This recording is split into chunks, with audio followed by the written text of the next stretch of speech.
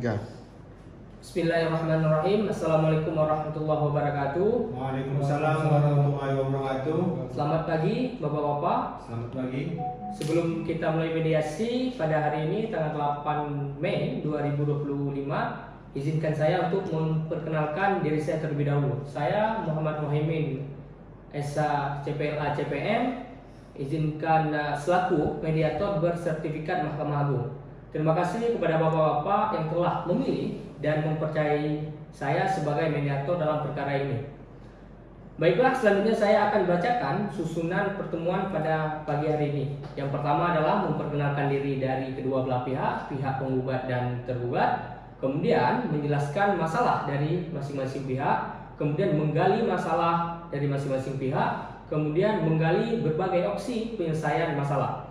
Baik, langsung saja kita masuk pada sesi perkenalan diri. Mungkin dari pihak penggugat terlebih dahulu. Silakan Bapak. Baik Pak, perkenalkan nama saya Angga Pak dari Kota Lok Sumawe. Saya di sini menjadi penggugat Pak. Baik, terima kasih Bapak Angga. Kemudian silakan pihak tergugat. Baik Pak, terima kasih. Perkenalkan Pak, nama saya Yudi, saya dari Biren Pak.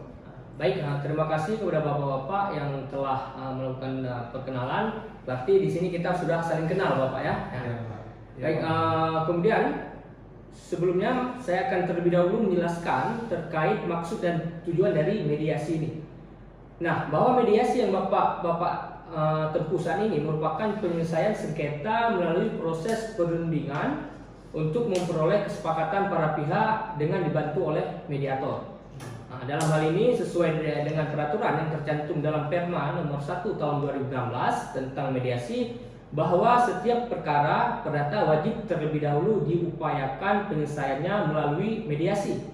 Nah, tujuan dari mediasi ini adalah untuk mendapatkan kesepakatan dari kedua belah pihak, pihak Pak Angga dan pihak Pak Yudi. Nah, saya sebagai mediator Pak merupakan pihak netral, artinya saya tidak berpihak kepada Pak Angga dan tidak berpihak kepada Bapak Yudi. Baik, Pak. Nah, saya hanya memfasilitasi proses perundingan guna mencari berbagai kemungkinan penyelesaian tanpa wewenang untuk memutuskan. Jadi posisi saya netral ya Bapak, tidak boleh intervensi Pak Yudi dan tidak boleh intervensi Bapak Angga. Baik, Pak. Nah, adapun keuntungan yang Bapak dapatkan karena telah memilih mediasi yaitu sederhana dengan waktu yang cepat dan biaya yang murah Bapak. Baik, sebelum kita mulai Bapak, kita buat tata tertib terlebih dahulu Bapak, agar kegiatan proses mediasi ini berjalan dengan lancar. Bagaimana Bapak? Apakah ada opsi tata tertib dari Bapak Angga ataupun Bapak Yudi? Kalau dari saya Pak, karena Bapak sudah mengatakan tadi Bapak netral, jadi Bapak sendiri yang menyesuaikan Pak tata tertib tersebut Pak. Dari Bapak Yudi? Sepakat Pak.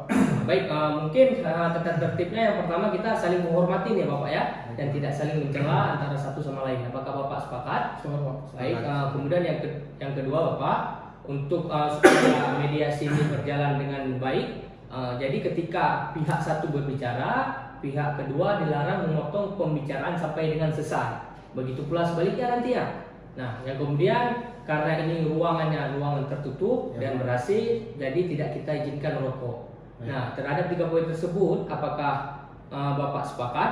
Sepakat Pak. Nah, baik, terima kasih. Pembahasan tata tertib sudah kita bahas. Kemudian perlu saya ingatkan juga dan perlu saya sampaikan juga kepada Bapak Yudi dan Bapak Angga bahwa apabila nanti dikehendaki, maka para pihak diberi kesempatan berupa kaukus Pak. Nah, kaukus ini di mana masing-masing pihak dapat menyampaikan permasalahan secara terpisah dengan mediator tanpa diketahui pihak satunya. Nah, apakah bisa dipahami Bapak? Bisa. Nah, singkatnya begini Bapak, mungkin ada persoalan nanti yang tidak bisa dibahas kita bertiga, kita membuat membuka ruang lah. Misalnya saya nanti akan berbicara terlebih dahulu dengan Bapak Yudi, kemudian saya akan berbicara dengan Pak Angga, dan Pak Yudi tidak mengetahui pembicaraan kita Bapak Angga, demikian sebaliknya. Baik Pak.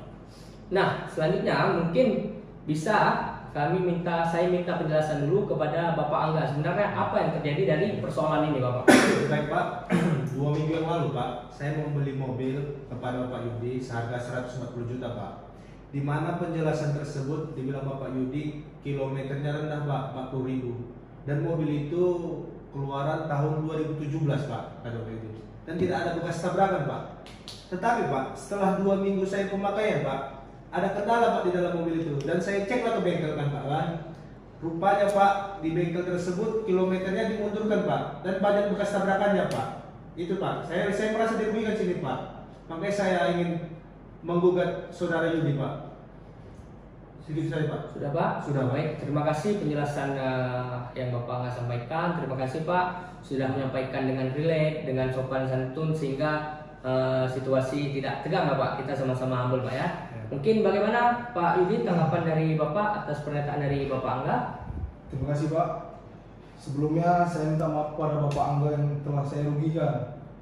Saya juga tidak tahu soal itu Pak. Mobil itu saya beli dari orang lain Pak. Saya hanya meneruskan informasinya saja Pak. Tapi saya sih bertanggung jawab Pak dengan semampu saya Pak. Sudah Pak Yudi? Sudah Pak.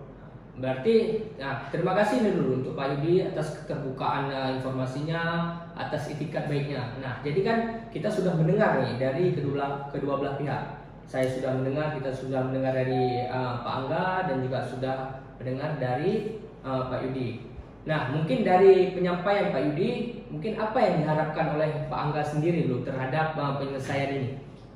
Saya karena merasa dirugikan tersebut Pak, saya ingin uang saya kembali Pak, dan mobil itu saya kembalikan kepada saudara Yudi Pak. Itu saja Pak.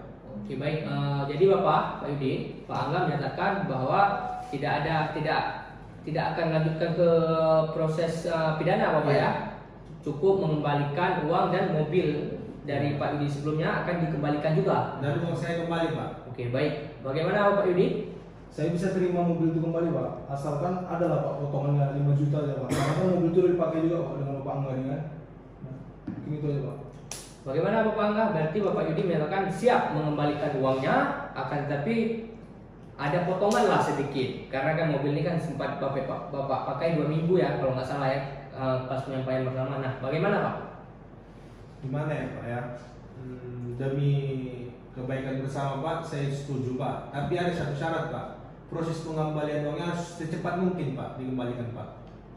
Oke, berarti secepat mungkin. Iya, Berarti Pak. Bapak sepakat nih untuk dipotong uangnya Iya. 5 juta Pak ya. Iya, Pak. Dari awalnya 140 juta, Iya. berarti kita potong 5 juta, tinggal 135 juta. Ya, karena saya juga udah pakai 2 minggu kan Pak. Iya, betul. Jadi Pak Yudi, Pak Angga juga ada sepakat nih. Artinya kan udah ada satu kesepakatan nih antara Pak Yudi dan Pak Angga. Nah, jadi Pak Angga, keinginan Pak Angga agar uang ini prosesnya cepat, jadi jangan berlarut-larut, balik uangnya. Mungkin ada keperluan juga dari Bapak Angga. Nah, mungkin dari Bapak Yudi gimana nih terkait pengembalian uangnya? Kalau saya Pak siap Pak. Insya Allah akhir bulan Pak, tanggal 30 Mei saya kembalikan uang itu Pak. Tanggal 30 Mei. Pak. Mungkin dari Bapak Angga gimana Pak? Kalau dari saya Pak, memang selambat-lambatnya akhir bulan lah Pak. Karena kan Pak, saya juga butuh mobil nih Pak, mau beli mobil lagi Pak. Jadi saya butuh cepat uang itu Pak. Berarti sudah sepakat ya? Sudah Pak. Sudah sepakat akhir bulan kita tentukan tanggalnya di tanggal 30. Selambat-lambatnya Pak. Selambat-lambatnya di tanggal 30 ya Pak Yudi ya. Baik. Pak Angga ya. Nah, Baik. jadi alhamdulillah Bapak, proses perdamaian ini berjalan dengan lancar lah Bapak ya. Nah, kemudian Pak, terima kasihlah saya ucapkan kepada Bapak-Bapak atas kerjasamanya pada hari ini. Selanjutnya kita akan mempersiapkan kesepakatan perdamaian Bapak. Nah, serta apabila para pihak menginginkan adanya kekuatan eksekutorial, Ya. maka dapat dilahirkan akta perdamaian. Oke, Pak. Nah, kemudian dapat didaftarkan ke majelis hakim. Artinya Bapak, Ya, Pak. apabila nantinya terjadi wan prestasi, contoh di tanggal 30 Bapak Yudi Ya. tidak membayar. Ya, Pak. Nah, jadi kan menimbulkan satu persoalan. Ya, Pak. Nah, jadi hal tersebut dapat dieksekusi langsung oleh kedua belah pihak di pengadilan tanpa harus mengajukan gugatan kembali. Ya. Jadi langsung bisa diajukan.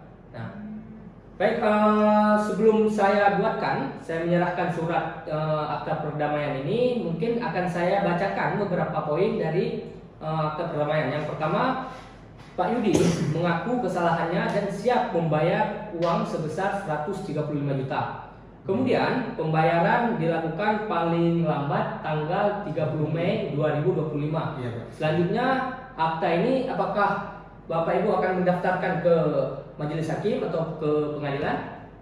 Iya Pak.